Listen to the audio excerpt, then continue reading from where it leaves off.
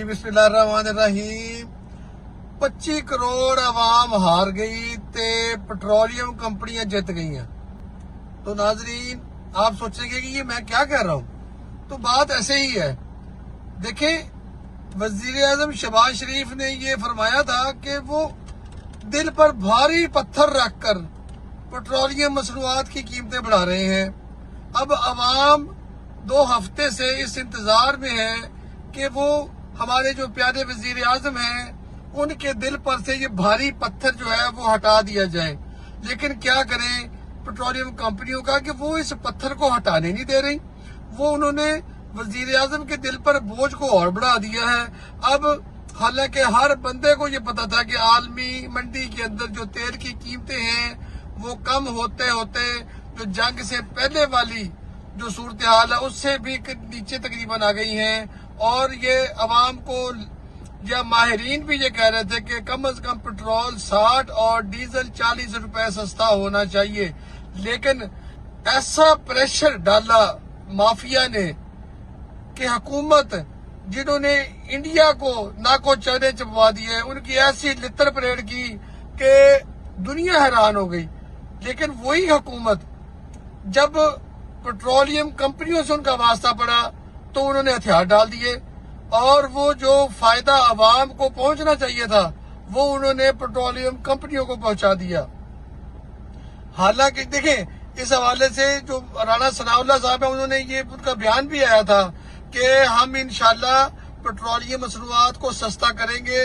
लेकिन जो कंपनियां हैं वो प्रेशर डाल रही हैं, वो दबाव डाल रही हैं कि पेट्रोल जो है सस्ता करने से उनको बहुत नुकसान होगा। और उन्होंने ये धमकी भी दी हुकूमत को मुबैना तौर पर कि वो जो पेट्रोल की जो सप्लाई है उसको वो मुतासर करेंगे, बंद कर देंगे, जिससे मुल्क में एक बहरान आ जाएगा। तो उसके बावजूद बहुत सारी लोगों की जो तवक्कुआत है वो पूरी नहीं हुई और हुकूमत ने, हालांकि जब पेट्रोल 137 रुपए यकमुश्त हुकूमत ने महंगा किया था तो यही पेट्रोलियम कंपनियां थी जिन्होंने करोड़ों अरबों का फायदा हासिल किया था। अभी इस हवाले से जो वजीर पेट्रोलियम है हमारे, माशाल्लाह वो दूर की कौड़ी लेके आए हैं। उनकी मंतक भी आपको बताते हैं। वो कहते हैं जी कि अब तक जो है ना, जो वजीर आजम साहब ने अब तक पेट्रोल की जो मजमूई कीमत है उसके अंदर उन्होंने कहा जी 155 रुपए की वो कमी कर चुके हैं। और जबकि जो डीजल की जो कीमत है कह रहे जी उसके अंदर जो है वो मजमूई तौर पर अब तक 200 रुपए फी लीटर की कमी की गई है। तो बंदा उनसे पूछे कि भाई आपने क्या इतना ही पेट्रोल महंगा किया था जो अब आप हमें ये एहसान जितला रहे हैं? हातम ताई की कब्र पे आपने जो लात मारी है, तो क्या मुझे ये बताएं कि क्या अवाम को मजीद फायदा नहीं मिलना चाहिए? तो जंग के अंदर अवाम ने बड़े सब्र के साथ हुकूमत का साथ दिया, मुश्किलात बर्दाश्त की, महंगा पेट्रोल। तो अब जब उनको रिलीफ मिलने का मौका आया है तो अब पेट्रोल कंपनियां याद आ गई हैं। तो अभी देखें उनका एक और उनकी जो लॉजिक देखें, वो कहते हैं कि जो हुकूमत है ना वो ना तो किसी शोबे को तरजीह दे रही है और ना ही किसी दूसरे पर गैर जरूरी बोझ डाल रही है।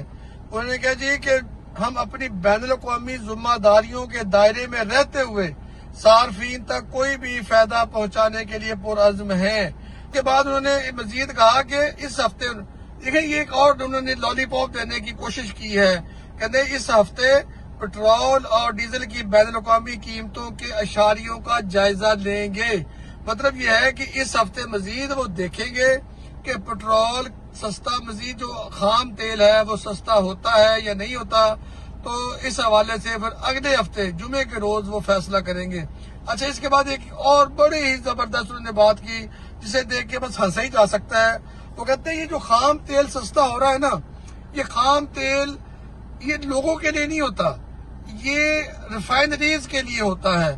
तो भाई रिफाइनरीज के लिए जो होता है, आपकी इतला के लिए अर्ज है वजीर पेट्रोलियम साहब कि वो आखिर उसमें पेट्रोल और डीजल और दूसरी जो मसनूआत निकलेंगी वो अवाम को उन्हीं में से, उसी कीमत में से उनका वो कीमत का तयन होगा ना। तो ये प्लीज इस तरह की बातें ना करें, अवाम के जख्मों के ऊपर नमक ना छिड़कें और جو ریلیف بنتا ہے وزیر اعظم کے وعدے کے مطابق کہ ایک ایک پائی کا ریلیف عوام تک پہنچائیں گے، تو اس کو پورا کریں۔